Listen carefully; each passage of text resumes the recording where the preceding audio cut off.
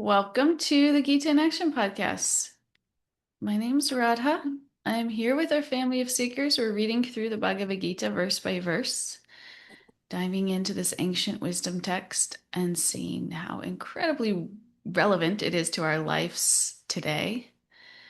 And this is non-sectarian. This isn't a religion that we're pushing or trying to convert anyone. It's a culture. It's a culture of spiritual living, of living in alignment with spiritual principles to upgrade our consciousness and connect us to source.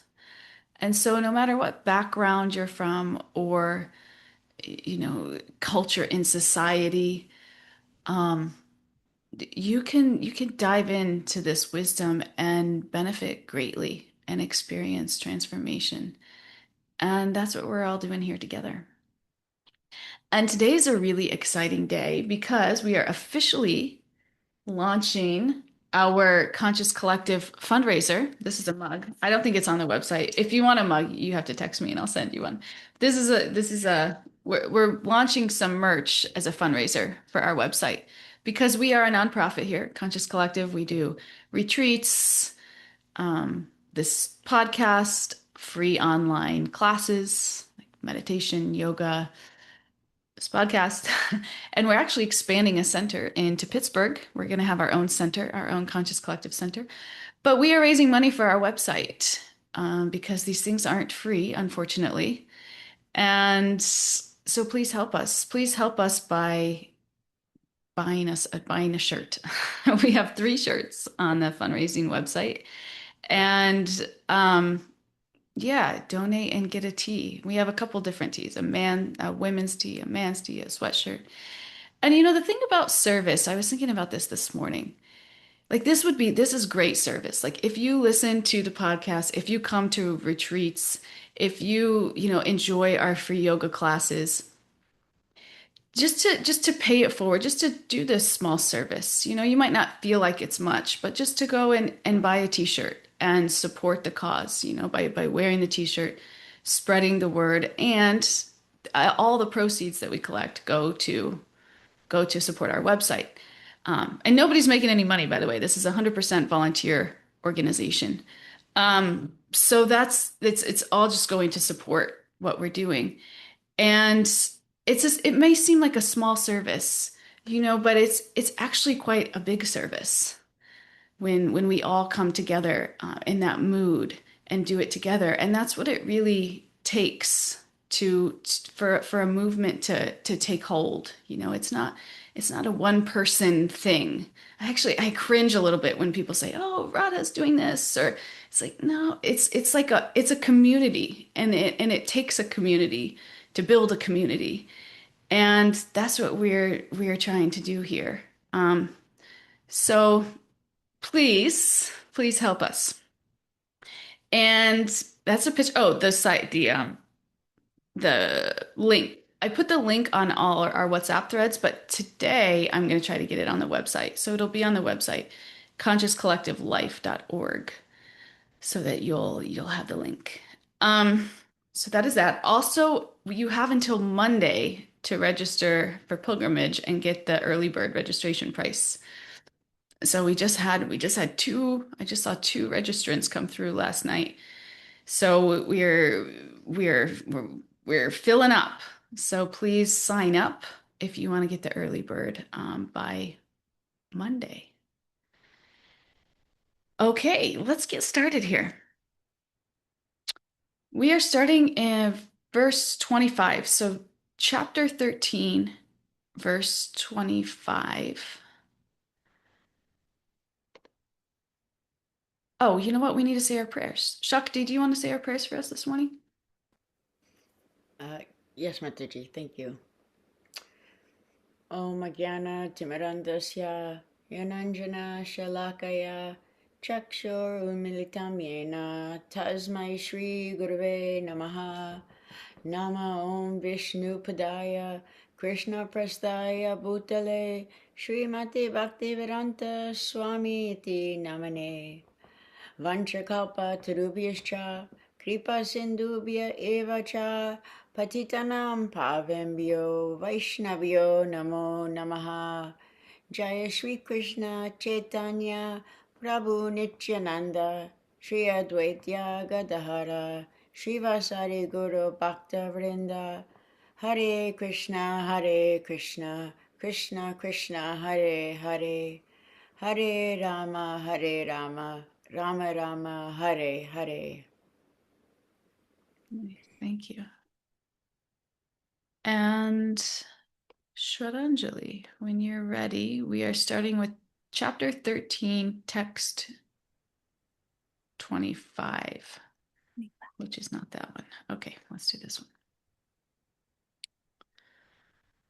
Dhyanen atmani pasyanti keshit atnaman atmana anye sankyena yojena karma yojena karpare. Some perceive the supersoul within themselves through meditation, others through the cultivation of knowledge, and still others through working without fruitive desires. Thank you. So Krishna's continuing this discussion here about the soul and the super soul, but he's getting very practical now. He's essentially saying, okay, so the soul and the super soul exist. We know that, but how do we actually perceive them? So it's one thing to tell us that they exist, but another to actually experience that reality. And so Krishna's saying that there's different ways that people get there. And we talked about all these paths actually extensively in the first 6 chapters. So if you're with us for that journey, then this will be a nice little review for you.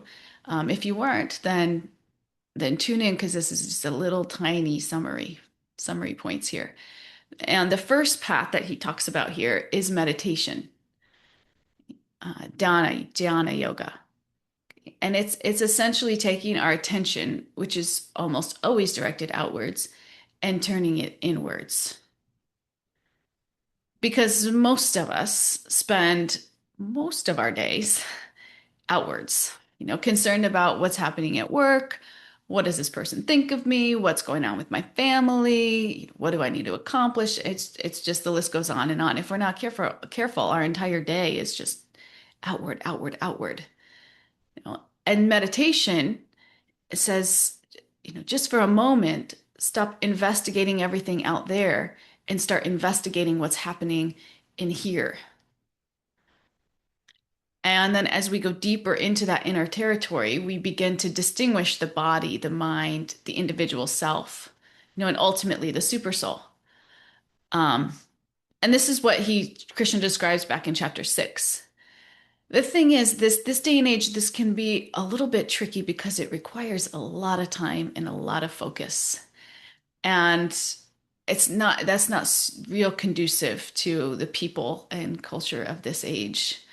So it's a pretty austere path, though it's legit, to take all that attention and turn it inwards.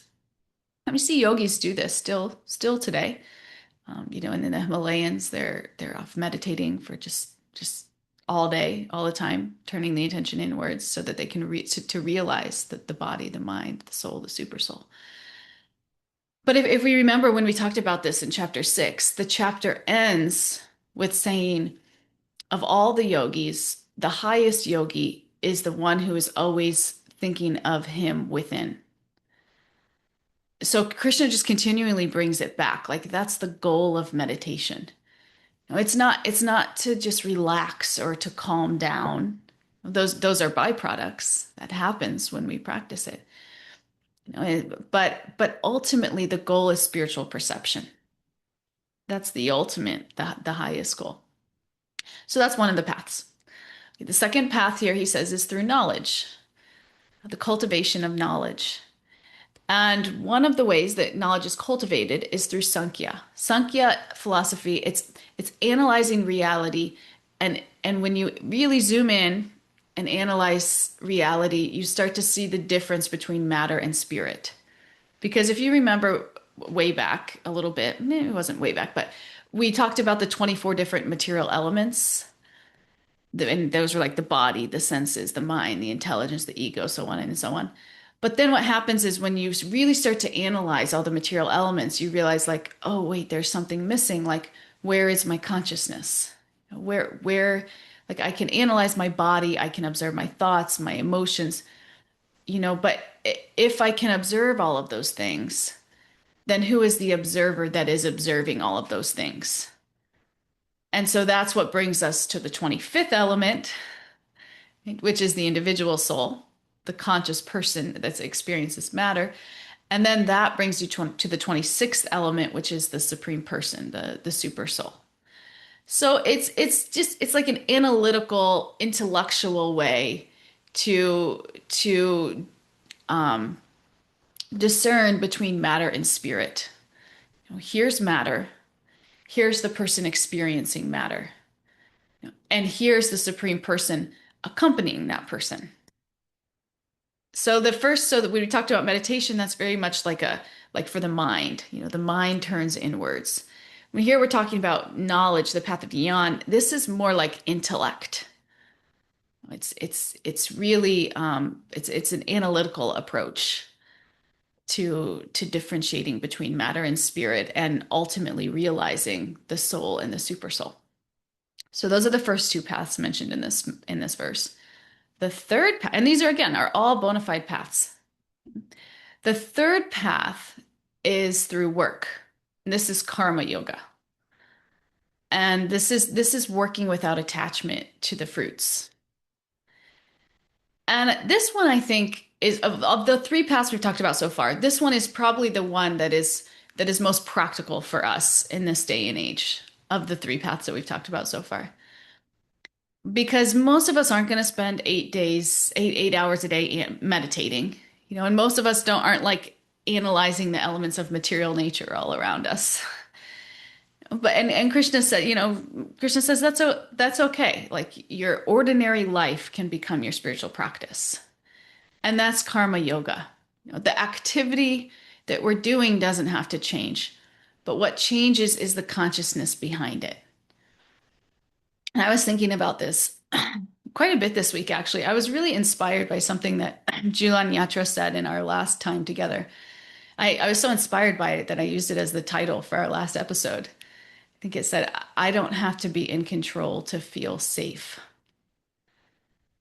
And this is such a narrative that I think I've carried around with me my whole life. Like, you have a little dysfunction in your family and you adopt this narrative. I need to be in control to feel safe, to be safe. And so I had this really strong desire to control things. And I was pretty good at it. I have this kind of engineering mind, so I'm very structured and organized. So I can plan, I can organize, and I'm comfortable. This is what makes me comfortable and feel safe. I know what's going to happen. But when I start kind of looking underneath of it all, and this kind of came out a lot in service, I realized that there was something deeper that was going on. Like I was gravitating towards services where I can organize, I can plan, I can be in charge. And I was good at it. I was qualified for those services. But at the same time, it wasn't totally like, it wasn't like a selfless thing, because I still had this innate like need where I felt like I needed to control everything to feel safe. And so it would like come out a little bit, it would even come out in that like I would pick projects that were unstable, or I would choose working with people that were a little bit unstable so that I could fix them because I had this innate, it's just like very kind of these dysfunctional behaviors, right? So, and so this was like my journey. And what happens is when you want to do selfless service, and that's like your sincere motive, like that's your sincere motive, but you're not quite there. As you endeavor, you become purified. That's what we say, you become purified. And that means that you start to realize how like the distance between where you want to be and where you actually are, to the degree that you're sincere and you want to see it. So these things started to come up for me a little bit, and I started to kind of to realize that maybe I did want to organize, I did want to plan, I did want to be of service, but at the same time, I was fulfilling this kind of like innate need that I had, or this narrative that like I had to control all these things around me to feel safe. And I would find super dysfunctional environments so that I could really play that out, you know? So anyway, um, this way of thinking is just a little bit not right. Because the problem is that my sense of safety depends upon life cooperating with me, which is pretty unreliable place to put your sense of safety because people don't always cooperate, plans change, things happen that like I could never anticipate. So this karma yoga offers a different way of moving through life. Instead of like, how do I make sure these things turn out the way that I need them to? The question becomes like, what is mine to do here? What is the right action? How can I serve? How can I show up well? And then how can I allow the results to belong to Krishna or belong to something higher than myself? So it doesn't mean that I stop planning. It doesn't mean that I become irresponsible. It means that I stop asking the outcome to make me feel safe. And this is the difference here. I still do my part, I do it sincerely, and then I practice releasing what was never really under my control anyway. And this is what moves us from this mentality that I'm the center and everything needs around me needs to arrange itself according to what I want or need to God's the center. And my duty in this world is to serve the center to the best of my ability without making it about me. And sometimes we don't even realize how steeped we are in this me-centered mentality. But this has been kind of my experience, and I'm still on a journey because I'm realizing it. I'm feeling like less tied to this, like I need to control to feel safe. But then what I see happening is like I forget deadlines or I forget appointments or so I had to kind of, so it's interesting how this kind of like we still have to show up and do our duty, but we have to do it for a different center. And when we do that, it will make us that much more effective. Because what happens is people can feel when you have alternative motives. And then it becomes very entangling. This is how service becomes just so entangling because then it becomes about that relationship dynamic instead of you both working together to serve the higher good.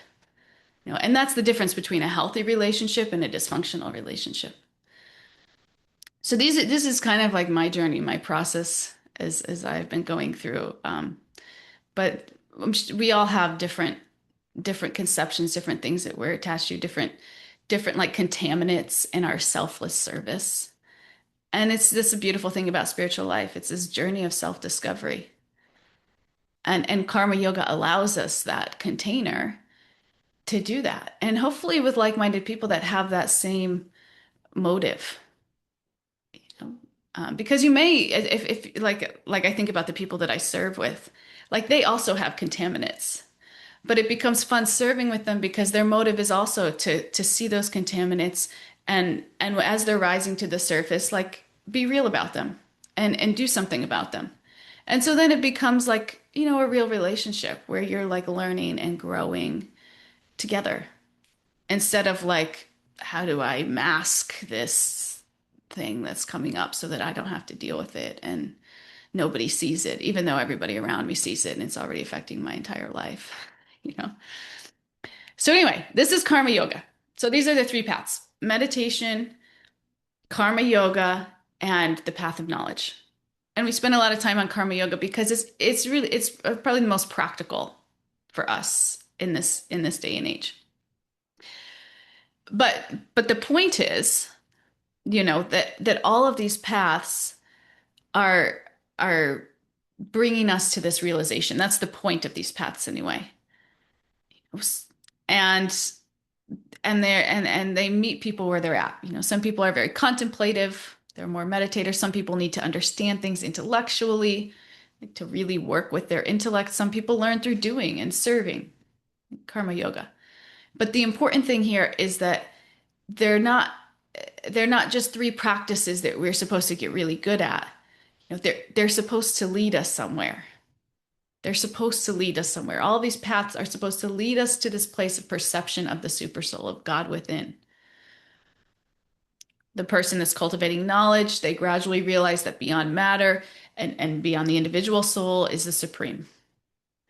You know, the karma yogic gradually moves from working for themselves towards service to working for God. That's like the perfection of karma yoga.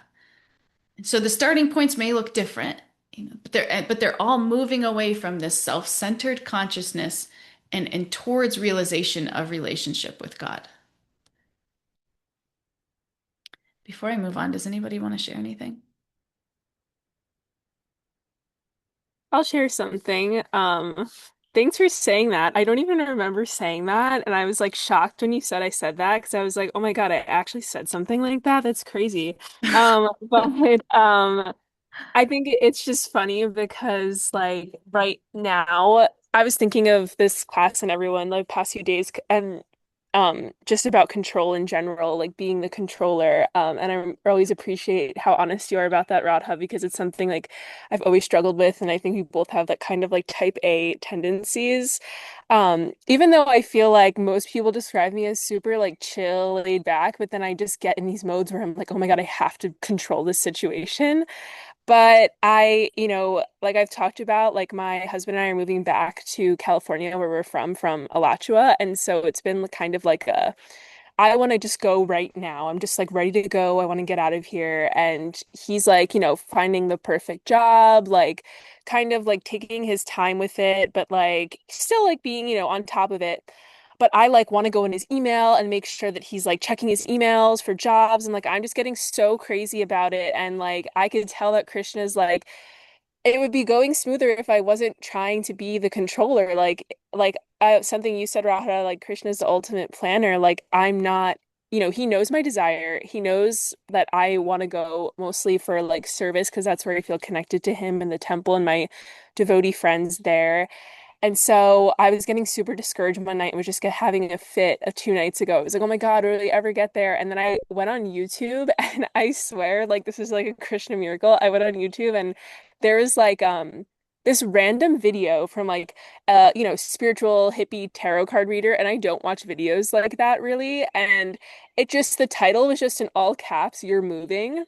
And I was like, this is so weird. And I like clicked on the video and like the person in the video is like, um, I don't know who needs to hear this, but I went to journal and like spirit was just telling me I need to tell someone that they're moving and they can like relax. And I literally was like, I don't know why Krishna is trying to talk to me through this like YouTube video right now.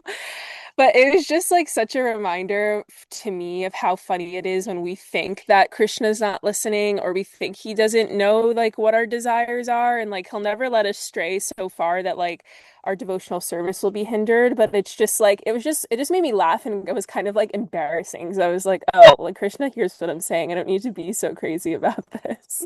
Mm, yeah, yeah, that's exactly it. That's exactly it. I do the same thing in like relying on my really like my spiritual friends.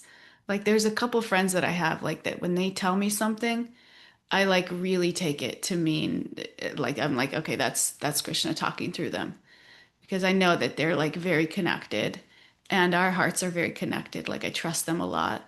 So when they say something, I have those same kind of moments. Like when I was talking about a big purchase I was thinking about making and it's just not working out for whatever reason. And I was venting to my friend, and she's like, just wait, just wait. Like that was all she said, just wait. So that just like rings in my head. Okay, I don't need to like go in overdrive like I do. I could just wait. Just let things go. And it's kind of like, somebody else has my back. Like I don't have to, yeah, I don't have to be the controller. So these Krishna sends us these, and the more that we surround ourselves with spiritual association and like-minded association, we'll see Krishna guiding us through those people around us if we're open to it. So it's very sweet, this spiritual life. Another thing that somebody told me, my good friend Gokul, she's like my best friend. I swear this lady is like a saint. She's just all day she reads the Bhagavatam and chants when she's not watching my daughter while I'm working. But she told me, I was asking her about opening a conscious collective center. And I was like asking her what she thought, and she's like, I think it would be very wonderful, but don't become possessive. Don't become possessive.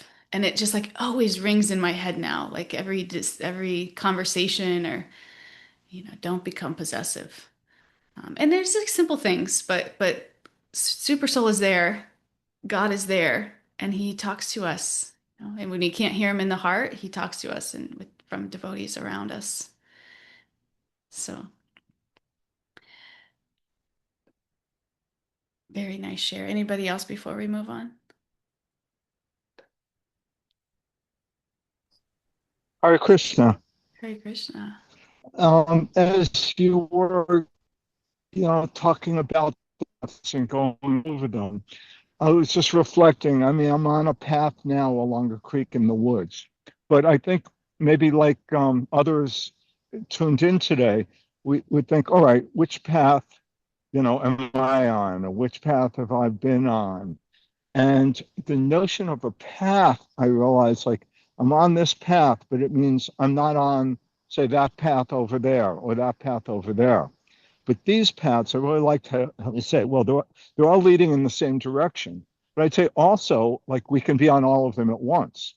And I can't imagine that all of us have not at some point, gone one way or the other. I mean, it's sort of, we get a little bit of knowledge, whether it's, not all about the body or Krishna's supreme personality of Godhead or whatever it is, like a little bit of knowledge. And then it sort of goes into analysis mode, I mean, really, and more internal and more considering that. And, probably all of us have spent most of our lives working. And when you apply that knowledge and that even, lower level of realization or reflection to the working process, then that becomes, I think, selfless working. And although we may have like remnants, like even when I was most selfless, I also tried to arrange things so they went the way I thought they should go, and I think most of us think, well, the world would be a better place if it just listened to me. Um, but still, all of those, and then doing all of those naturally leads to bhakti. So I was just feeling how, we're on all of those at once. And it doesn't have to be the yogi in the Himalayas, to be self-reflective, meditating on the super soul within. But that should be part of all our lives. So thank you. Yes, that's dynamite. And we haven't got to like drop that bomb yet, but that's the beautiful thing about the Yeah. Bhakti path is that it incorporates them all. That's the beautiful thing about the Bhakti path. Yeah, they're not mutually exclusive. And the perfection of karma yoga is bhakti, when we're just serving selflessly. Um, so that's such a beautiful point. Thank you for bringing that up. And I love that you brought in our work lives because I've had some experiences at work lately. Like I have a couple colleagues that I work with that are just really top-notch people. Like they're very high executives to begin with, but they're just very mature. And I see, like, sometimes if I feel like I'm losing control, like it comes out in my voice, I get emotional because I'm attached, I'm attached to control. But with them, it's like they're so mature that they can communicate their point, and I don't hear that in their voice. And I'm like learning from that, like I'm learning a lot because I notice my own voice. I notice my own like anxiety when I lose control. I'm like, oh, this is because I'm attached. That's why I don't have what they have. Like, maybe they're attached, maybe they're not. I'm not sure, but it doesn't come out in their voice. And I see how effective that is. I guess, we can be so much more effective when we live by these spiritual principles. in our daily lives because it comes off like that, that they don't get entangled, they stay above all of that. So it's our work lives are great places to try these things out and see how they change our lives. And that's what all the books are. You have all these books like Seven Habits of Highly Effective People, different personalities type. Like it's all just like spiritual knowledge applied to a certain area and like made very broad. Like that's what it all is. Um, but if we're bhakti practitioners, then our whole life becomes successful and sweet. We don't have to get like individualized books for it's yeah, literally the Gita in action at work. Yeah, yeah, that's what we could do. That's the path of bhakti. Okay, so I think we have a couple more points in this verse, and then we can move to the next one. But these practices, one thing I want to point out about these practices that we talked about these three practices: meditation, path of knowledge, and the path of work, karma yoga. And all these, it's important to note that these practices are trying to help us experience spiritual reality because we tend to believe that something is real when we can experience it through our senses. It's like I can touch this, I can taste that, I can see that, I can experience that. Because material experiences, they're so immediate and so intense that what happens is the material world feels like the only reality that there is. This is just natural human nature. When, like, if we really got smart, we'd think like, it's nice that we have airplanes and Wi-Fi and everything now, but if I lived in Pittsburgh, I wouldn't even be able to imagine something like the Himalayan mountains, if it weren't for airplanes and technology, but that wouldn't make them not real. But because I can't experience them with my direct senses, it would be, if somebody described them to me, it would be kind of far-fetched for me. So we experience this in the material world. So what's happening is he's just taking it out another level and saying there's a whole nother dimension of experience that we just haven't learned how to perceive yet. And and that's really what these different yoga processes are doing. This is spiritual technology. This is like the Wi-Fi so that we can see the Himalayan mountains, but synonymously. These practices are redirecting our consciousness so that we're not completely absorbed in material sensations and can become gradually sensitive to spiritual reality. It's like we've almost spent our entire lives tuned into one radio station. And again, because it's the only station we've ever heard, we assume it's the only one that's broadcasting. But it isn't. The yoga practice is teaching us how to tune the receiver. And this is why like a pilgrimage to places that are spiritually potent can change your whole life because you're just immersed in this experience and you realize like, wait, there's a whole nother channel, and you can really access it in those places because it's just the environment that you're in. It's like all of a sudden you're transformed to the Himalayan mountains. So you're like, oh, wow, they are real.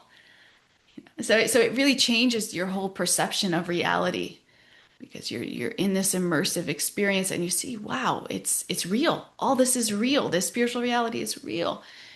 It's not just something that I intellectually, believe. It's real. Um, and that's how it becomes something that we experience. So pilgrimages help us do that in a really immersive, big way. But we can take these practices and we can also access through these practices, this spiritual technology. But we have to be careful to not confuse the method with the goal. And that's the next point, because sometimes we become so fascinated with the method that we forget the goal. And this is what happens a lot in our culture, like with the practice of yoga asana. Yoga asana is so healthy, wonderful practice. But we should also understand that the point of yoga asana is not like, can I be more flexible? Can I do a handstand? Can I put my leg behind my head? Like those things might happen, and that's great. You know, just like meditation might make us more relaxed, might make us stop thinking about dinner for 20 minutes, but that's not ultimately the goal. The goal is inner realization. And it's funny sometimes the thing that's designed to help us transcend the ego can actually be something that the ego just grabs onto.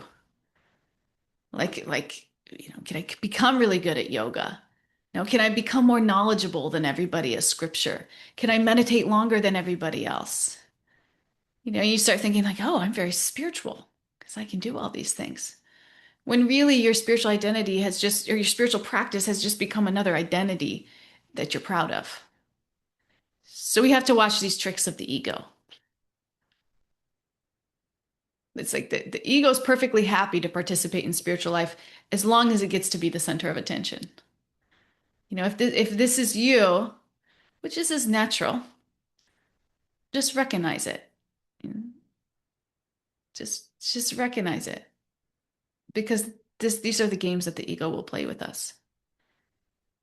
And if so, maybe the humble thing to do is to pick a little bit more humbling of a service. And maybe you're saying, I want to be front and center. I want to be spotlight. And you're doing everything you can to be that role. But actually, maybe that's not what's best for your spiritual practice. Or maybe the opposite. I told the example the last time of one of my friends who just likes to clean, likes to be behind the scenes because he knows this about the ego and he's afraid of it. And maybe the humbling thing to do at some point is to confront that head on. So humility is not like is not always taking the most, the lowest role necessarily. So humility is unique to the person and the circumstance. And we become expert. To the degree that we're sincere, Krishna gives us the realization of what we need next in our spiritual life to make that to grow. So this is, let's see, maybe we don't go on to the next verse. Maybe we just stick here. Let's see. Well, I'll just finish it up here and see if you guys have some shares. But this is the question that this verse is ultimately leading us with. Meditation is a vehicle. Knowledge is a vehicle. Karma yoga is a vehicle. The physical yoga practice is a vehicle. But is this vehicle actually taking me somewhere? Is my practice helping me become less identified with temporary things? Am I becoming less controlled by my mind? Am I becoming less obsessed with outcomes? Am I becoming more aware of divinity? Am I becoming more loving, more humble, more able to serve?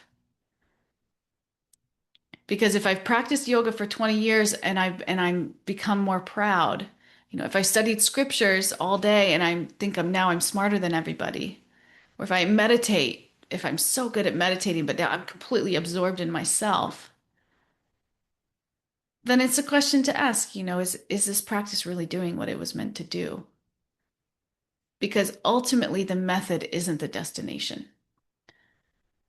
The purpose of the method is to awaken our perception of spiritual reality and ultimately our relationship with the Supreme. And our relationship with awakening our relationship with the Supreme is bhakti yoga.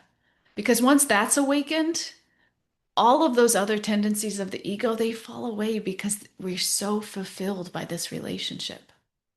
Like, I no longer have to prove myself at work.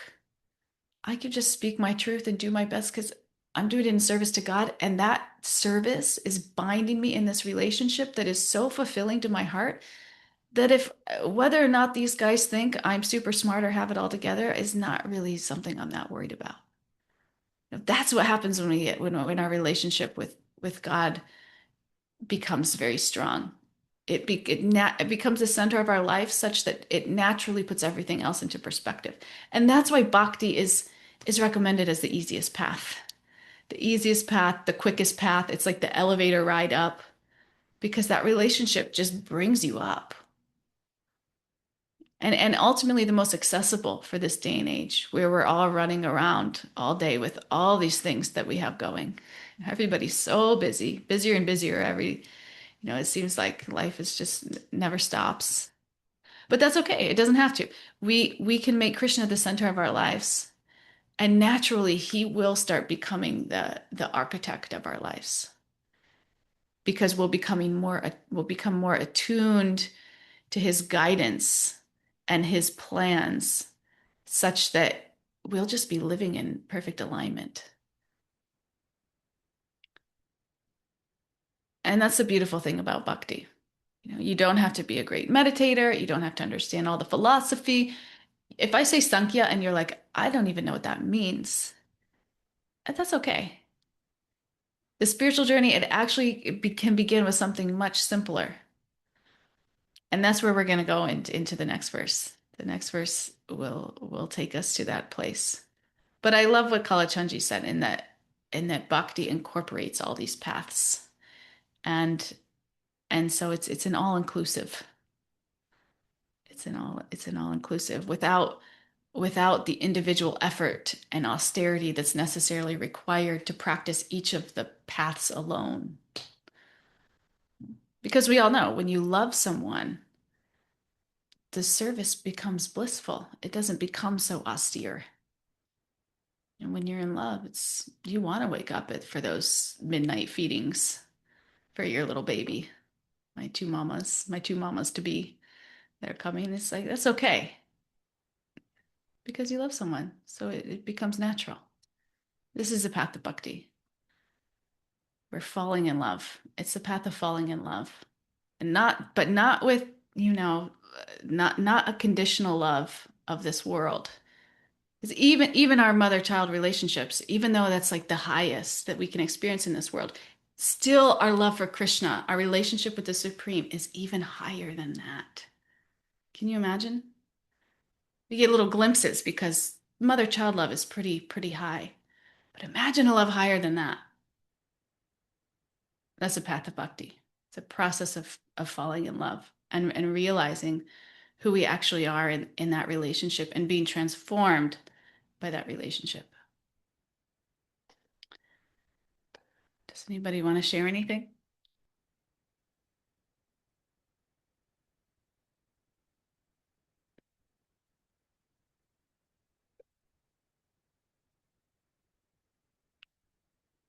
Are you all connecting with this? Do you have a little glimpse in your own life of how this relationship with Source has started to transform you? Yeah, I'll share that something that like before I came to Krishna consciousness, I was more in like a like I mean, I still love Ram Dass, of course, but that was like my first guru, and before that I was doing some other like meditations. But one of the first times after I went through a really tough period a few years ago, like when I was 25, I was like, okay, like something needs to change. Like if there's a God out there, like someone's got to know, like someone somewhere's got to know something. And so the minute I said that, like my whole life changed, and I just started finding all these spiritual teachers coming into my life. And for the first time ever, I felt like I was able to be more honest. And I think that's when Krishna allowed me to enter into the path of bhakti after I practiced like a lot of radical honesty. Um, Something that Kastuba says, like that karma is like our cosmic sensitivity training. I feel like that's exactly kind of like what happened to me. And like, one of the things that you said, Radha, resonated. Like, I've been doing yoga since I was about like 14 years old, and I went vegetarian a few years after that time.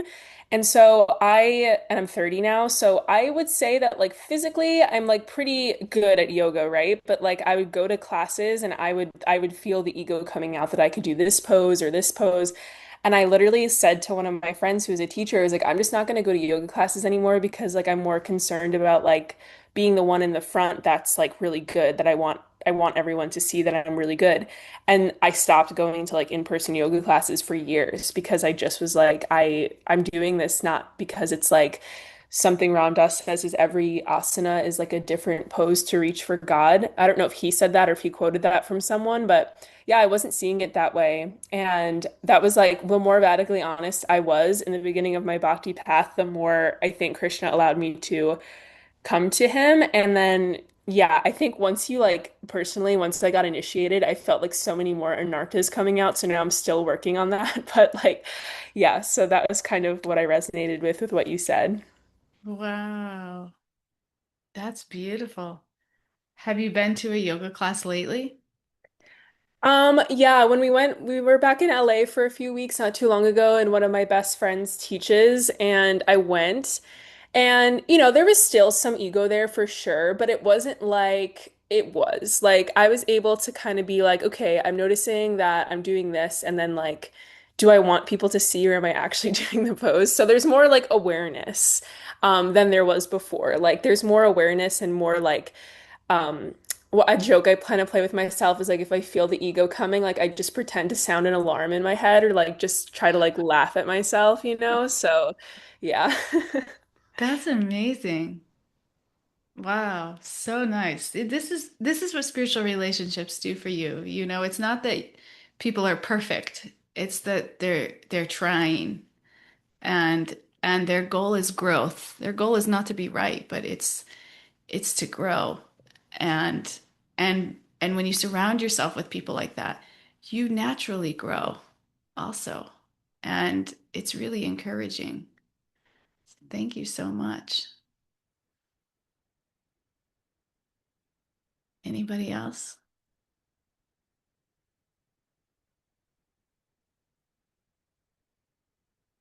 Kay, is your hand up, my dear?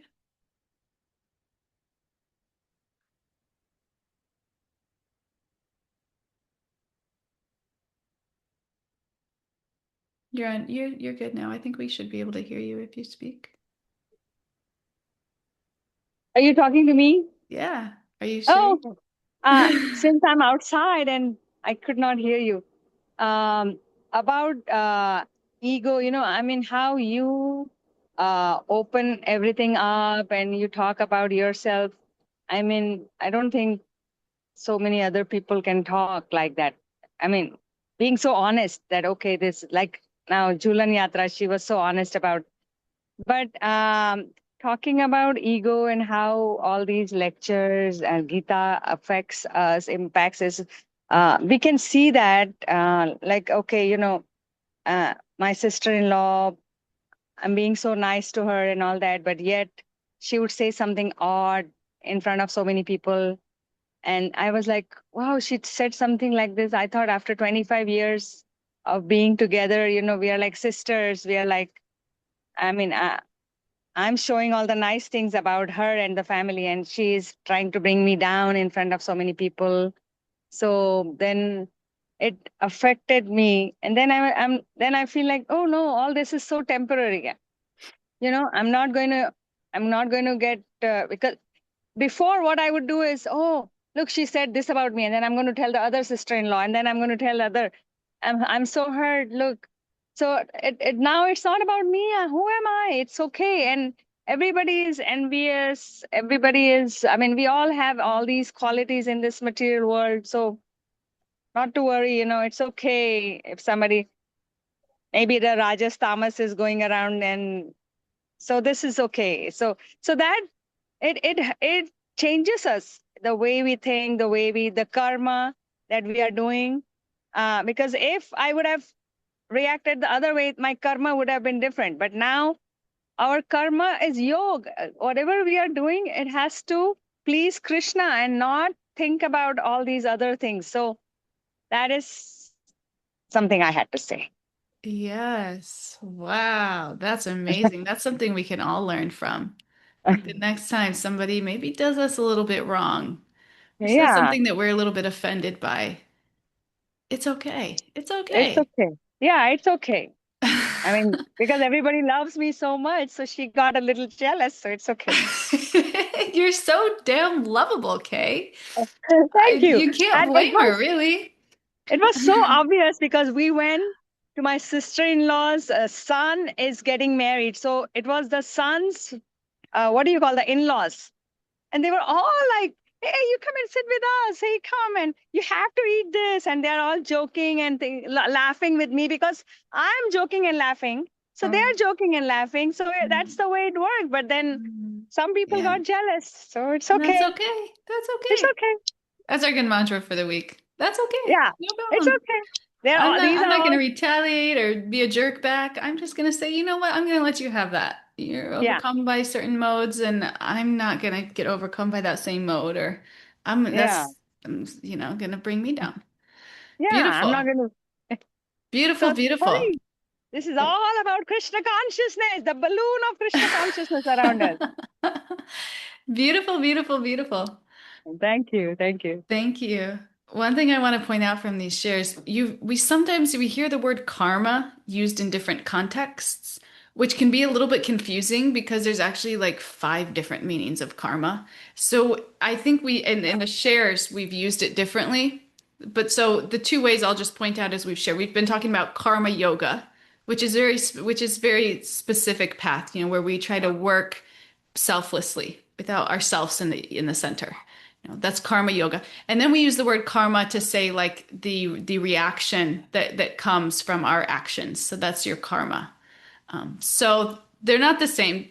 It's a funny thing about Sanskrit words. Some of them are used in lots of different contexts, but I just want to point that out in case following that was a little bit confusing for anybody.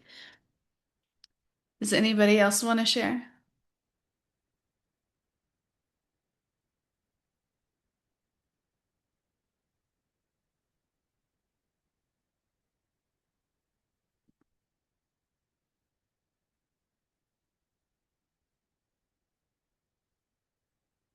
Wonderful, wonderful. Okay, my friends. Well, it's our time anyway. So if nobody else wants to share, we can end for the day. Um, You please can get your start the day. well, yeah. Yes, let's start our days. Let's start our days.